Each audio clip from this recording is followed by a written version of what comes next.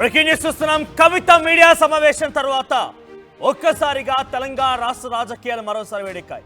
BRS పార్టీలో గుబులు మొదలైంది.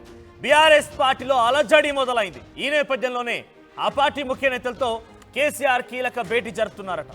కవిత వ్యాఖ్యలని సీరియస్ గా తీసుకున్నారట కేసీఆర్. కేటీఆర్, హరీష్ రావు, జగదీష్ రెడ్డితో కవిత ఇష్యూ పైన సుదీర్ఘంగా చర్చించబోతున్నారట.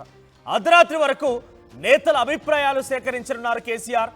కవితపై కఠినాత్మకంగా నిర్ణయం తీసుకోవాలనేటువంటి సూచన మెజారిటీ పార్టీ నేతలంతా కూడా కేసీఆర్ కి చెప్తూ ఉన్నారట. నిన్న హరీష్ రావు టార్గెట్ గా, అంతకంటే ముందు జగదీష్ రెడ్డి టార్గెట్ గా, అంతకంటే ముందు కేటీఆర్ టార్గెట్ గా, ఇప్పుడు రాజ్యసభ మాజీ సభ్యుడైనటువంటి సంతోష్ రావు టార్గెట్ గా నలుగురు పార్టీ కీలక నేతలు, నలుగురు కూడా కేసీఆర్ చుట్టూ ఉండేటువంటి ఆ వ్యక్తులే టార్గెట్ గా కీలక వ్యాఖ్యలు చేసింది కవిత.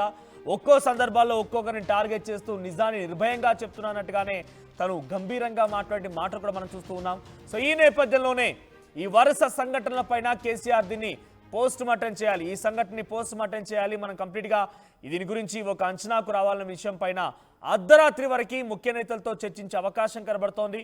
ఇక కవితకి పార్టీ నుంచి క్లోజింగ్ బోర్డు పెట్టే అవకాశం కనబడుతోంది.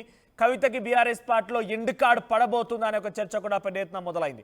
ఇక హరీష్ రావుదే కాళేశ్వరం కమిషన్లో కీలక పాత్ర, అవినీతి తిమింగలం ఆయనే ఇంజనీర్లందరికీ కూడా సహాయ సహకారం అందిస్తూ సదరు కాంట్రాక్ట్ సంస్థలతో ఒప్పందాన్ని కుదుర్చుకొని అవినీతికి పాల్పడ్డాడని చెప్పి చాలా స్పష్టంగా అదే పార్టీలో సుదీర్ఘకాలం పాటుగా ఎంపీగా, ఎమ్మెల్సీగా పనిచేసిన కవిత చెప్పడం ఇప్పుడు కాంగ్రెస్ పార్టీ ప్రభుత్వానికి కూడా ఒక అంశం చేజిక్కినట్టయింది. సో ప్రస్తుతానికి ఏకంగా కవిత మాట్లాడుతూ కూడా రేవంత్ రెడ్డియే పూర్తిగా సంపూర్ణంగా అటు కేసీఆర్ లాక్ చేయాలనేటువంటి అంశం పైన ముందుకు వెళ్తూ హరీష్ రావు తప్పు చేసినా హరీష్ రావుకు సపోర్ట్ చేస్తూ ఉన్నాడు, సంతోష్ రావు తప్పు చేసినా సంతోష్ రావుకు సపోర్ట్ చేస్తూ ఉన్నాడు.